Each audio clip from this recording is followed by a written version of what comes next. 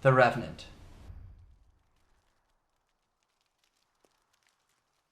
Last year, writer-director Alejandro G. Iñárritu and cinematographer Emmanuel Lubezki teamed up to create a claustrophobic, manic, introspective movie in Birdman, and won 4 Oscars between the two of them in the process. This year, they teamed up again for a very different but equally ambitious movie.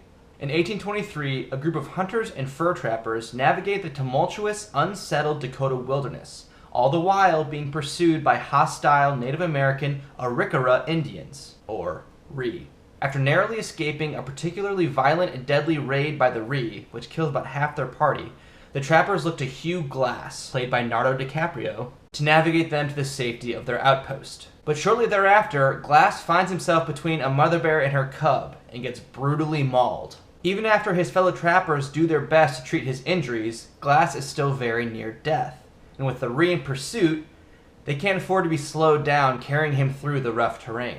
The captain of the crew, played by Donald Gleason, knows that Glass is probably beyond saving, and for the good of the others, orders 3 men to stay behind to care for him and to bury him when the time comes. Among the 3 men are Glass's half-Native American son Hawk and the impatient and antagonistic John Fitzgerald, played by Tom Hardy. But a series of events causes Fitzgerald to half-bury the immobilized Glass and leave him for dead. And so, the severely injured Hugh Glass must brave the unforgiving elements and even more unforgiving Ree in pursuit of Fitzgerald to get his revenge. While Lubezki's cinematography in Birdman was an immersive experience, trapping the audience in inescapable and closed spaces, The Revenant is an immersive experience, trapping the audience in expansive, vast isolation. There's a reason Lubezki's won 2 consecutive Oscars and that he'll likely three-peat this year. He's a master, and he shows it in The Revenant. When I say the cinematography is immersive, I really do mean it's immersive. It feels like we're in the wilderness, circling the characters in the long takes. It feels like we're trudging through the freezing, knee-deep water. It feels like our noses are inches from DiCaprio's face as his breath literally fogs up the lens. An unplanned happening that Iñárritu loves so much, he told Lubezki to push the lens even closer. It's been widely publicized, but the movie was shot Barry Lyndon style, using only natural lighting, which probably made it very difficult to film, because they apparently only had like a 20-minute window per day to shoot certain scenes. But it also immensely added to the realism and the immersion. What you see on screen is pretty much exactly what you would see if you were out in the wilderness with those characters. I felt physically cold and lost while watching The Revenant, and I felt like I never wanted to go outside again. Just stay under a blanket and eat soup the rest of my life. And I imagine a lot of the cast and crew share that sentiment, as the production of this movie has been described as a living hell. They dealt with temperatures so cold that film equipment stopped working, a shooting schedule that stretched from 7 months to 10 months, which included a relocation from filming in Canada to the southern tip of Argentina for snow, crew members quitting in the middle of filming because the conditions were so unbearable.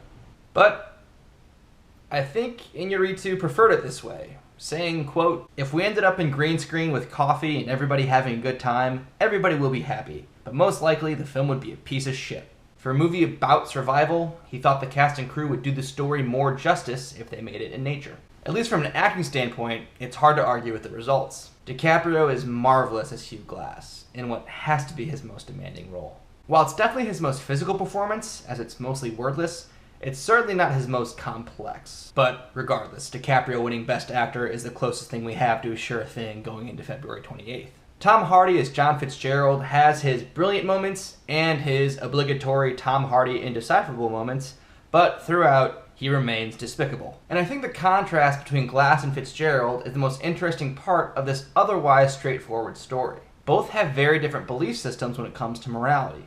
Glass has a spiritual foundation, while Fitzgerald's is entirely based on survival.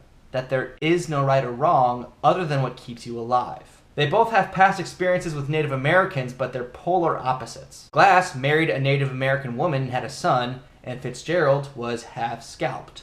And part of the reason Glass pursues Fitzgerald so relentlessly is because of this contrast. With Fitzgerald's attitudes towards the Native American people and the actions he takes against the Native American people, he's used as a stand-in to represent the atrocities committed by the future Americans against the Native Americans. Glass isn't seeking revenge for a single act, but redemption for a history of acts.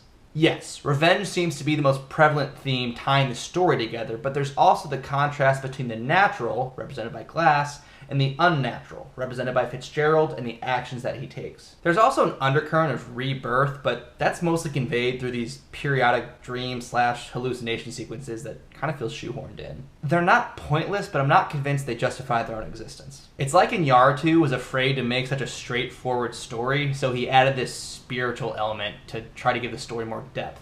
And I just think it would have been better without them.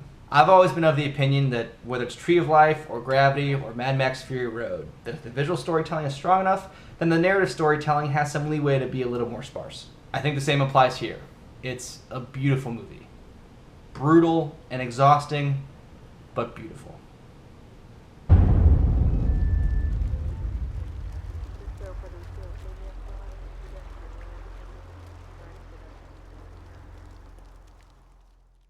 Need to catch up on all the Oscar-nominated movies? Watch them with Movies on Demand from the comfort of your home through your local cable provider. Go to rentmoviesondemand.com for more information. And while you're at it, you can win free movies on demand if you can predict the Oscars. Go to mod.moviesondemandpool.com and use the pool login information in the description below to join my personal Oscar prediction pool. But to win, you have to beat me. Good luck and happy Oscar season.